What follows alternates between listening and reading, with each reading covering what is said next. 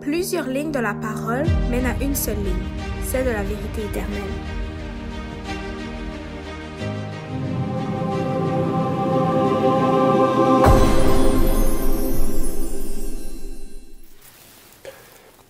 Donc, bonjour à tous et bienvenue encore une fois à cette émission à Allons à l'école du sabbat. Aujourd'hui, nous allons voir et parler de l'ami des pécheurs dans Marc 2, 1 à 20. Et donc, nous allons entamer et discuter donc de cette première partie au chapitre 2 du livre de Marc.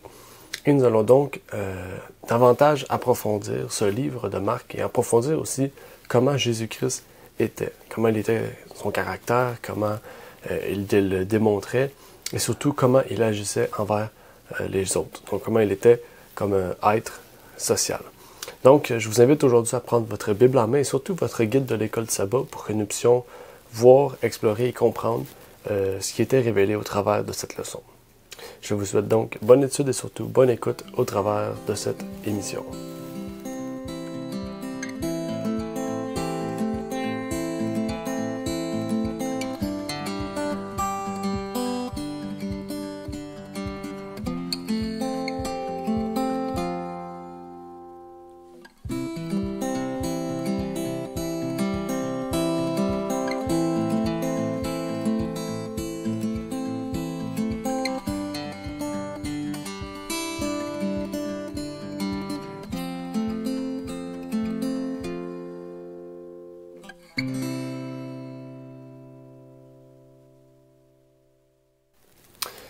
Donc, rebonjour à tous et bienvenue encore une fois à chacun d'entre vous et à tous ceux et celles donc, qui écoutent cette émission peut-être pour la première fois ou qui sont des personnes qui sont présentes à chaque fois.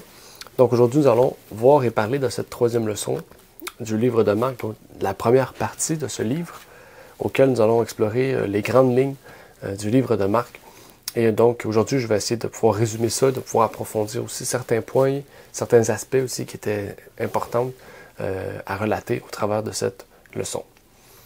Avant de débuter, bien sûr, j'aimerais faire les invitations habituelles, à savoir de pouvoir vous inviter à poser des questions si vous avez des questions. Donc, en lien avec la vidéo, le sujet de cette leçon, vous pouvez directement les poser dans les commentaires. Ou sinon, si vous avez une question générale, une question qui mériterait peut-être une vidéo, donc une vidéo question-réponse, ou peut-être une réponse directe, ou etc., je vous invite à nous contacter sur email à contact@ligne-sur-ligne.ca et ça nous fera plaisir de pouvoir répondre à vos questions ou peut-être à vos suggestions ou à toute autre demande que vous avez. Aussi, je vous invite à pouvoir vous abonner à cette chaîne qui donc vous permettra de pouvoir recevoir toutes les vidéos donc rapidement sans besoin d'aller chercher les vidéos, les nouvelles vidéos. Donc les vidéos sortiront par elles-mêmes et vous allez pouvoir les recevoir directement sur votre téléphone. Et donc, on vous invite à vous abonner et ça nous permettra aussi de pouvoir voir justement que l'œuvre de Dieu puisse avancer et de voir aussi que les gens vraiment portent une attention au travail qui est fait. Donc, comme il a été dit dans l'introduction, cette leçon va se porter donc sur le chapitre 2, à la première partie du chapitre. Et si vous vous rappelez, on s'avait arrêté la dernière fois quand Christ s'était arrêté en fait à Capernaum. Et donc avant de reprendre à partir de ce moment-là, j'aimerais pouvoir faire une courte prière avec vous et par la suite de pouvoir entamer le sujet du jour. Donc prions. Notre Père qui est aux cieux, j'aimerais te remercier Seigneur pour ce moment que tu nous permets d'avoir, de pouvoir étudier ta parole, étudier ce livre de Marc. Que tu puisses nous bénir en cette journée, nous permettre de comprendre, de voir et de relater toutes ces choses, Seigneur, que tu voulais nous transmettre au travers de cette leçon. Je te prie donc pour tous ceux et celles qui écouteront cette émission, ceux et celles qui peut-être aimeraient, Seigneur, avoir ces études, Seigneur, sur la leçon du livre de Marc. Et c'est ma prière au nom de ton Fils Jésus-Christ. Amen. Dans cette ville, quand Jésus est arrivé à Capernaum, les gens sont allés tout de suite vers Jésus. Ils avaient déjà entendu parler de lui. Ils voulaient voir réellement ce que Jésus pouvait faire, ce qu'il faisait. Donc, bien sûr, les gens étaient curieux. Ils voulaient voir vraiment si tout ce qu'ils avaient entendu était vrai. Donc, ils se sont tout de suite approchés de lui pour voir qu'est-ce qu'il faisait, qu'est-ce qu'il allait faire, est-ce qu'il allait parler, etc. Et dans cette ville-là, à Capernaum, je ne sais pas qu'est-ce qu'il y avait exactement, je pense que c'était une fête où il y avait un événement important. Eh bien, il y avait des scribes, il y avait des docteurs de la loi, il y avait même des bourges. Quand on parle des bourges, dans certaines versions, par exemple à Susterval, on dit les bourges. Dans d'autres versions, il y aura sûrement d'autres termes, peut-être des ministres. Mais des bourges, c'est des maires de ville ou des personnes qui ont des postes importants dans les villes. Donc, si vous lisez cette partie du livre de Marc, vous allez voir, qu'on parle des bourges de Juda. Donc, Juda, c'était pas une ville, c'était une province, donc il y avait plusieurs villes au travers de cette ville, de cette capitale de Juda. Et au travers de cette capitale, il y avait plusieurs, donc, personnes dirigeantes qui dirigeaient les villes. Donc, sûrement à Jérusalem, Galilée, etc., Samarie, etc., etc. Donc, je pense que vous avez compris qu'est-ce qu'il en était. Et vous avez compris surtout qu'il n'y avait pas seulement le peuple, mais qu'il y avait aussi des personnes haut placées de la province de Juda. Donc, c'était quelque chose d'important, de Judée, désolé. Donc, c'était quelque chose d'important pour Jésus. C'est un événement important parce que c'était la première fois, on pourrait dire, qu'il se présentait ou qu'il se portait en public devant d'autres personnes, donc du peuple et des Juifs. Ces personnes, étaient un peu différentes de ceux qu'on avait déjà vus jusqu'à présent.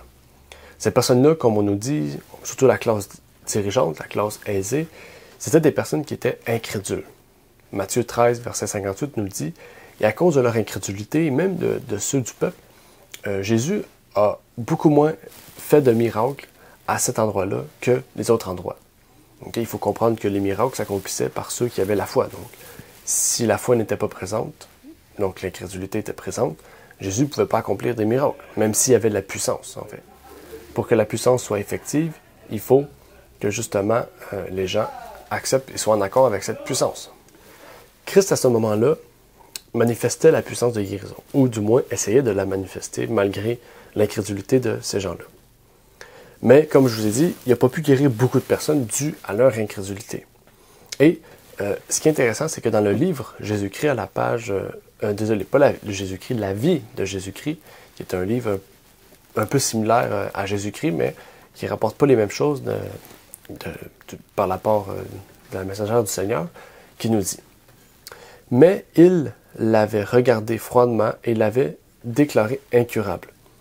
Ils avaient ajouté à son malheur en lui disant qu'il ne souffrait que la juste rétribution de Dieu pour sa mauvaise conduite. Les pharisiens avaient l'habitude de se tenir éloignés des malades et des nécessiteux. Ils prétendaient que la maladie et la gêne étaient toujours une preuve de la colère de Dieu contre le transgresseur. Pourtant, fréquemment, ces mêmes hommes qui se glorifiaient d'être saints et de jouir en la faveur de Dieu étaient plus corrompus de cœur et de conduite que les pauvres malades qu'ils condamnaient. Donc ici, on parle bien sûr du paralytique, qu'on va parler dans quelques instants. Mais ici, je voulais relever déjà, même si on n'a pas parlé du paralytique, le fait que justement, les Juifs, les classes hautes, en fait, avaient déjà une idée que ceux qui étaient malades, c'était des personnes qui étaient condamnées par Dieu. Donc, en fait, c'est pour ça qu'ils étaient incrédules face aux guérisons que Jésus faisait, ou plutôt même le peuple avait un peu cette incrédulité-là, à cause de la classe dirigeante. Et donc, c'est une des raisons pour lesquelles Jésus n'a pas pu exécuter beaucoup de miracles dans cette ville-là. Et ça a été sûrement le cas dans plusieurs autres villes et endroits, justement, auxquels les gens étaient restés fermes dans leurs principes et n'étaient pas ouverts, justement, à ce que Jésus faisait. Et en fait, c'est la même chose. Cela les a empêchés aussi de voir Jésus-Christ comme celui qui pardonne les péchés, qui justement était mis ensemble.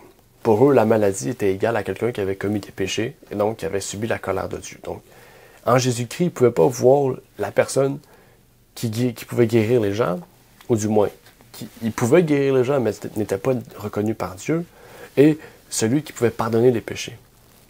Mais là, ici, ça nous amène à aller un peu plus loin, en parlant de cette puissance curative du Christ. Cette puissance curative, celle auquel on a parlé depuis tout à l'heure, et qu'on va entrer plus profondément. Par exemple, cette puissance curative du Christ se retrouve on pourrait dire, parmi plusieurs facettes dans le christianisme. Il y en a qui pensent que Jésus-Christ a pu guérir parce que c'était un prophète envoyé de Dieu, donc il avait reçu cette puissance. D'autres qui disent que Christ, c'était Dieu, donc le Dieu unique, la Trinité, qui était venu sur terre et qui a pu partager cette puissance-là. D'autres qui disent que c'était vraiment le Fils de Dieu et qui a pu unir sa divinité avec l'humanité et par l'esprit de Dieu a pu guérir les malades. Ou il y a aussi cet autre concept qui est la scientologie qui disent que Christ guérissait les malades suite, en fait, à sa connaissance de la science. Donc, parce que Christ était le Christ, il avait une connaissance parfaite de la science, donc il pouvait guérir toutes les personnes. Donc, c'est un peu ça aussi qu'ils disent. Donc, ces différentes facettes-là, soit, on pourrait dire, rabaissent le Jésus-Christ. Donc, pour ceux qui disent que c'est la science, c'est rabaissant parce que, en fait, la puissance n'est pas divine. C'est une puissance, quelque chose que Dieu a permis que les humains puissent avoir, que Christ connaissait parfaitement. D'autres qui disent qui nous éloignent du Christ, etc. Donc, vous comprenez un peu que c'est quand même une question importante à comprendre. La Bible nous dit précisément qu'est-ce qu'il y en est de la puissance curative du Christ. Matthieu 9, 20 à 22 en est la preuve. Et on peut y lire dans Matthieu 9, 20 à 22. Donc, je vais le prendre avec vous. Matthieu 9, 20 à 22, qui nous dit « Et une femme qui était malade d'une perte de sang depuis 12 ans s'approcha par derrière et toucha le bord de son vêtement.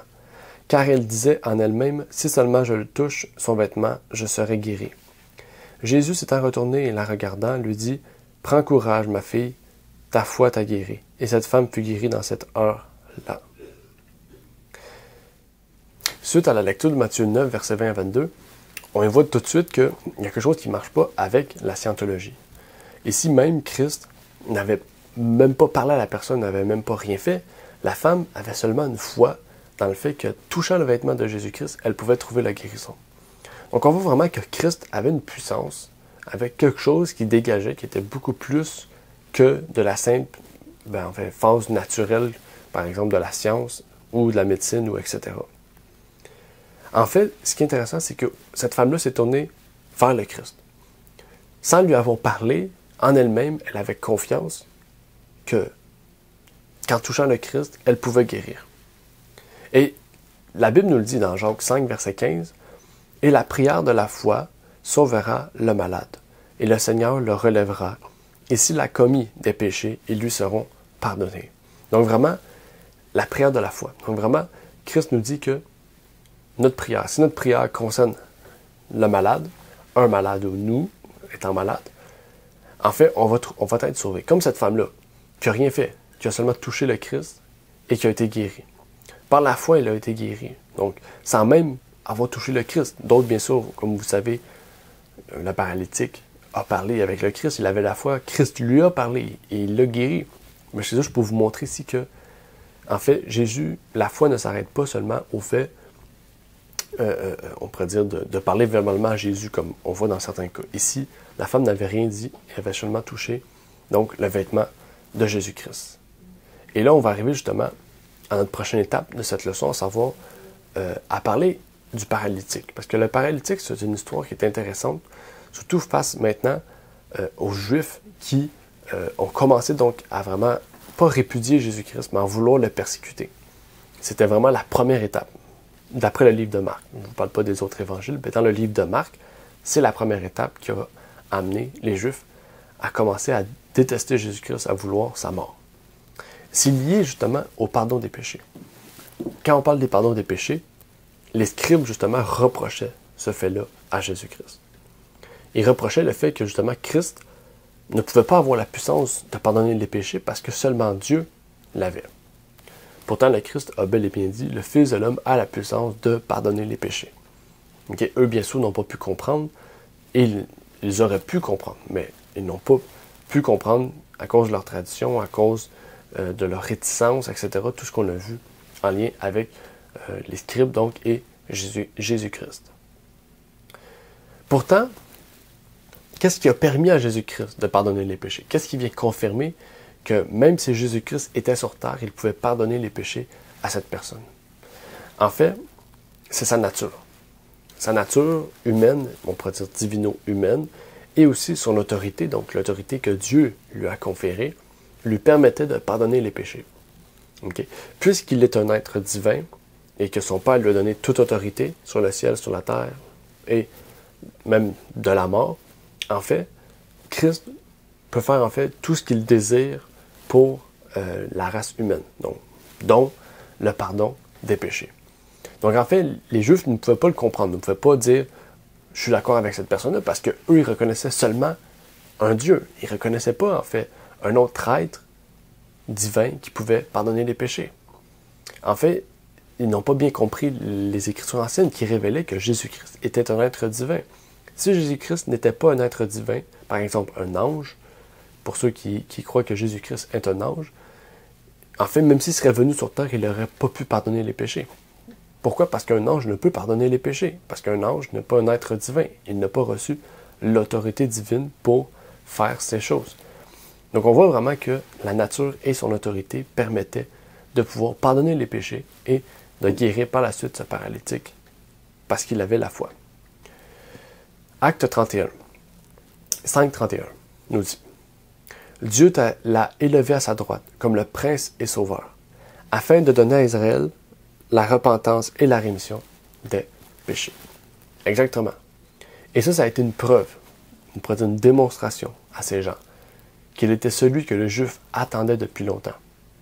Bien sûr, certains l'ont reconnu, je devrais dire plusieurs, mais beaucoup ne l'ont pas reconnu. Ça nous amène donc à notre prochaine phase, à Lévi. Lévi, le péager. On dit Lévi, dans la leçon, vous voyez que Lévi et Matthieu se réfèrent à la même personne. Okay? Et donc, ce Matthieu-là, ça va être le prochain disciple auquel on va voir. Donc, il y a 2 semaines, on a vu les premiers disciples, si vous vous rappelez. On a vu parler de Pierre, de Jacques, de Jean, etc. Mais ici, on va parler de Lévi, de Matthieu. Au verset 14 de ce chapitre, Jésus appela Lévi et lui dit « Suis-moi ». Ou plutôt « Viens, suis-moi ». Lévi n'a pas pris de chance, ou plutôt, pas qu'il n'a pas pris de chance, attendait un moment comme celui-ci, le Sauveur, pour quitter son poste, tout quitter. Il était prêt à tout quitter, la richesse, tout. Okay? Bien sûr, à ce moment-là, il a tout quitté, il n'avait pas tout perdu. Donc, Lévi l'a invité chez eux pour un repas, ou plutôt un festin. À ce moment-là, il y avait plusieurs autres groupes de péagers, plusieurs autres groupes aussi de personnes riches, de personnes connues sûrement à l'époque. Et les scribes et les pharisiens on dit que les scribes et les pharisiens étaient présents. Bien sûr, ils n'étaient pas présents dans le lieu, vu la façon dont ils ont dit, mais ils étaient présents en dehors et ils voyaient ce que Jésus faisait. En le voyant, ils ont dit « Ah voilà, c'est Jésus qui dit être le Fils de Dieu, qui dit pouvoir guérir les malades, qui dit pouvoir pardonner les péchés, mange avec des gens qui font de mauvaise vie. » En fait, ils traînent avec des gens même qui sont péagés. Les péagés, ils étaient appelés ceux qui reniaient les Juifs. Donc les Juifs les détestaient en fait. Okay? Lévi, Matthieu, c'était un Juif. Et il était détesté des scribes et des pharisiens. Donc pour eux, ils mangeaient avec des rebelles. Pourquoi ces gens-là ne le faisaient-ils pas? En fait, vu que ces gens se disaient être dans la justice de Dieu, ils ne pouvaient pas être avec ceux qui ne sont pas dans la justice de Dieu. C'était leur compréhension. Ça nous rappelle aussi l'histoire de Pierre. Quand Pierre est allé avec les gens de mauvaise vie et qu'ils ont vu Paul, mais qu'il a vu Paul rentrer et qu'il est allé vers les Juifs tout de suite en laissant les gentils présents. En fait, Paul lui a dit « Pourquoi avoir changé de place, en fait? On est tous de la même famille, on est tous ensemble. Okay? » Donc, vraiment, Paul était venu détruire ce préjugé que les Juifs avaient. Et en fait, on en voit ici la raison. Okay? Dès Marc, on voit aussi ce que les Juifs qui sont devenus chrétiens ont continué de penser même après la mort de Jésus-Christ. J'aimerais pouvoir tirer une conclusion ici de ce que Jésus nous a dit. C'est une question. Quelle est la conclusion qu'on peut ressortir de la réponse de Jésus face à ce que les Juifs ont dit? Rappelez-vous, il a parlé des raisins, du nouveau vin, mettre dans un vieux vignoble, etc. Il a parlé de plusieurs exemples, le marié, etc. Et il a cité Donc, il a fait un parallèle, on pourrait dire. Il a fait un parallèle de plusieurs autres choses. Et ça nous portait à réfléchir à ce qu'il a dit. En fait, Christ veut nous montrer qu'il allait vers ceux qui désiraient le recevoir, en fait. Okay? Les Juifs ne voulaient pas le recevoir, donc Christ n'allait pas vers les Juifs. Christ allait vers ceux qui avaient besoin de lui. C'était quoi le travail de Christ? Christ, c'était comme un ministre, en fait. Le travail de Christ, c'était de quoi? D'aller chercher les brebis égarées pour les amener dans le droit chemin. Un médecin n'ira pas chercher quelqu'un ou soigner quelqu'un qui n'a pas besoin de soins. Et c'est la même chose avec ce que Christ nous dit. Christ était venu chercher qui? Ceux qui n'avaient pas la vie éternelle. Pourquoi? Pour leur donner la vie éternelle. Donc, il allait vers eux. C'est le même travail pour nous, en fait, aujourd'hui. Et Ellen White nous dit dans Jésus-Christ à la page 260, pour aller plus loin dans ce fil d'idées, « Les pharisiens se flattaient de jouir d'une parfaite santé spirituelle et de n'avoir, par conséquent, nul besoin de médecin. Tandis que les péchés et les gentils étaient, selon eux, voués à la perdition en raison des maladies de leur âme. Son rôle de médecin ne lui commandait-il pas de venir en aide à ces gens-là? Exactement. Dieu nous a appelés à qui? À aller chercher les injustes. Pas les justes. Aller chercher les injustes pour qu'ils deviennent justes. Bien sûr, ceux qui sont justes et qui, justement, vont chercher les injustes sont dans le même bateau, dans le sens. Vous comprenez ce que je veux dire. Okay? Dieu nous appelle à aller chercher les injustes pour les amener dans les justes. Okay? Et vous voyez, le travail du ministre, ou de l'ancien ou du diacre, c'est pas seulement d'aller vers les injustes, c'est aussi de faire en sorte que les justes grandissent dans leur foi. Donc, il y a vraiment un double travail. Un double travail dans le sens que il doit aller chercher des gens, mais il doit aussi permettre, pas de garder les gens, mais de permettre que les gens grandissent dans la foi. C'est pour ça, en fait, que Christ n'avait aucun intérêt d'aller faire des festins avec les Juifs. De faire des festins avec les classes hautes de l'époque. Parce qu'il ne voulait pas de lui. Il n'avait pas besoin de ce que Christ voulait apporter. Ils auraient peut-être voulu de ce que Christ dégage, son autorité, etc., ses miracles, mais pas de ce que Christ est venu nous apporter. Okay? Donc, en fait, il n'y avait pas aucun intérêt d'aller là. On pourrait même voir à ce moment-là que les disciples de Jean ont tenté d'accuser Jésus-Christ avec les pharisiens, de ne pas jeûner avec eux. Il avait accusé même d'aller vers des gens de mauvaise vie. Les disciples de Jean, ce n'est pas n'importe qui, c'est les disciples que Jean a préparés à recevoir le Sauveur. Donc on voit vraiment que pas parce qu'on est dans le bon groupe, comme on voit ici les disciples de Jean, qu'on est juste. Ces gens-là prenaient de haut ceux qui étaient justement mal vus, mais qui étaient acceptés par Jésus. Ici, il parlait du jeûne, et je voulais juste mettre un bémol ici, juste clarifier ce point-là. Quelle était la pensée des Juifs au sujet du jeûne?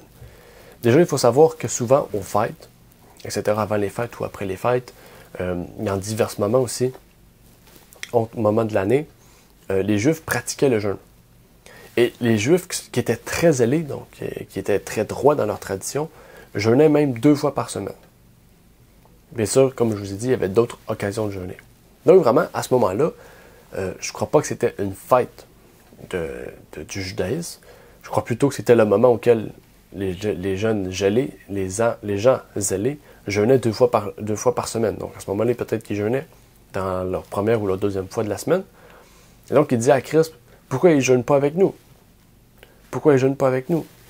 Et ils ne se sont même pas posé de questions par la suite sur ce que Jésus-Christ leur a répondu en disant, l'époux est parmi eux, pourquoi je jeûnerais? Et encore une fois, on va aller lire Jésus-Christ à la page 261 pour aller plus loin dans ce fil d'idées encore et mieux comprendre ce que voulait nous révéler ces choses. Les disciples de Jean qui ne comprenaient pas parfaitement l'œuvre du Christ se demandaient si les accusations des pharisiens n'avaient pas quelque fondement. Ils observaient beaucoup de règles établies par les rabbins et il leur arrivait d'espérer se sauver par leurs œuvres. Les Juifs pratiquaient le jeûne en lui attribuant une valeur méritoire. Les plus zélés consacraient au jeûne 2 fois par semaine. On le voit ici. Le jeûne était pratiqué par les Juifs parce qu'il lui attribuait une valeur méritoire, donc une valeur qu'il méritait, une valeur qui leur permettait d'être sauvés, une valeur qui leur permettait leur salut. C'est comme ça qu'ils pensaient en fait. En jeûnant, ils allaient être sauvés par les œuvres. Okay, même les Juifs, en citant le groupe de gens, ils pensaient cela, parce qu'ils ne comprenaient pas réellement pourquoi Christ était venu. Et Christ a continué. Il a parlé après ça de l'époux, du vin nouveau, d'un vieux vêtement associé à un nouveau vêtement. Christ voulait nous dire quoi par rapport à cela? Ce qui est intéressant ici, en fait, il voulait nous montrer que on ne peut pas accepter la grâce si on se contentait des œuvres pensant à être sauvé. C'est comme si on prenait un vieux vêtement de nos œuvres, puis on collait quelque chose de nouveau, la grâce. En fait, c'est pas ça. La grâce doit prendre toute la place. La grâce efface notre œuvre pour mettre ces choses. En fait, on est voilé par Jésus-Christ. C'est un peu cela qu'il veut nous révéler en parlant de l'époux, du vin nouveau, du drap neuf. Et Jésus-Christ, page 264, nous dit, pour aller plus loin encore dans ce sens-là, et on lit plusieurs textes pour vraiment nous apporter la meilleure compréhension et le meilleur point de vue possible sur les versets bibliques, et qui nous dit « Leur cœur s'était contracté comme ces outres avaient desséché, auxquels ils les avaient comparés. Aussi longtemps qu'ils se contentaient d'une religion légaliste, ils ne pouvaient devenir dépositaires de la vérité vivante, venant du ciel. Ils jugeaient suffisante leur propre justice et ne voyaient pas la nécessité d'introduire un nouvel élément dans leur religion. Ils ne concevaient pas le bon vouloir de Dieu comme indépendant d'eux-mêmes. Ils comptaient le mériter par leurs bonnes œuvres. La foi agissante par la charité, qui purifie l'âme, ne pouvait s'allier à la religion des pharisiens, faite de cérémonies et de préceptes humains. » Vous voyez ce qu'on vient de dire. Le vêtement sale, nos œuvres, avec la deuxième partie. Si vous prenez le verset, il y a toujours deux choses. Quelque chose de bien, quelque chose de mal. Okay? Même ce qui est intéressant, on aurait pu parler du vin, c'est parce qu'il dit le vin nouveau. Le vin nouveau, c'est considéré comme la foi. Le vin nouveau, c'est le vin qui est sans alcool. Okay? Donc le vieux vin alcoolique, c'est le vin alcoolique. Le vieux vin avec alcool, c'est le vin qui est justement plus bon. C'est le vin qui par les œuvres. Il faut le remplacer par le nouveau vin. Donc vraiment, ici, Jésus-Christ nous parlait de plusieurs choses intéressantes. Il nous comparait vraiment que la foi ne peut pas s'associer à quelque chose qui est plus bon. Okay? Donc, c'est comme si on prendrait une nouvelle auto pour lui mettre un vieux moteur, puis des vieilles roues, etc. Non, on ne fait pas ça. On achète tout du neuf. C'est ça que la foi voulait faire. Et eux, ils voulaient s'associer en partie avec ce que Jésus faisait, mais pas tout ce que Jésus voulait leur apporter. Et ça, Jésus ne l'acceptait pas. Parce que le message doit être total, la vérité est totale. Donc, je trouve que c'est intéressant, c'est que Christ nous montrait des exemples auxquels on pouvait se relater, qu'on pouvait voir, qu'on pouvait comprendre, explorer, approfondir, mieux comprendre. Et vraiment, c'est quelque chose d'important de pouvoir voir ce que Jésus a voulu dire aux Juifs ici. Et de pouvoir raisonner de la même manière avec ceux et celles vraiment qui veulent prendre la vérité pour la mettre à leur goût à eux, en fait. Ça nous apporte tout de suite à l'appel du jour. Donc, à la fin, on pourrait dire la conclusion de notre leçon. Christ nous invite aujourd'hui à aimer notre prochain et Dieu, à vouloir participer à sa divinité, comme l'a dit, de gloire en gloire, de grandir de gloire en gloire, mais surtout à vouloir être un disciple qui trouve sa justice qu'en Christ notre Sauveur et non pas dans les vieilles choses comme on a pu le voir, le vieux vêtement, le vieux pot de vin, etc. Donc aujourd'hui, j'aimerais pouvoir prier avec vous aussi pour vous laisser partir et vous permettre d'explorer cette 4e leçon qui sera donc discutée la semaine prochaine. Donc prions avant de conclure. Notre Père est aux cieux, j'aimerais te remercier Seigneur pour ce moment que tu nous permets d'avoir, de pouvoir comprendre et voir ces choses dans le livre de Marc. Puisses-tu nous éclairer, nous permettre de comprendre davantage ce livre de Marc que nous explorons chaque semaine, qui nous permet de voir et de comprendre de nouvelles lumières à chaque semaine aussi.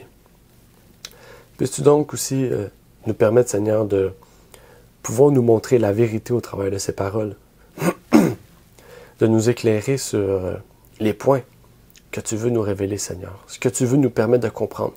Et individuellement, tu veux nous permettre certains points, peut-être de comprendre certaines choses en particulier que tu veux nous révéler qui vont nous toucher individuellement.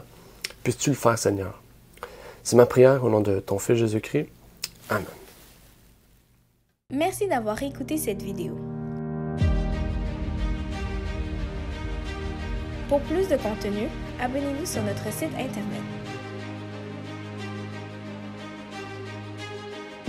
Il est également possible pour vous de nous suivre sur notre page Facebook et de nous contacter par email.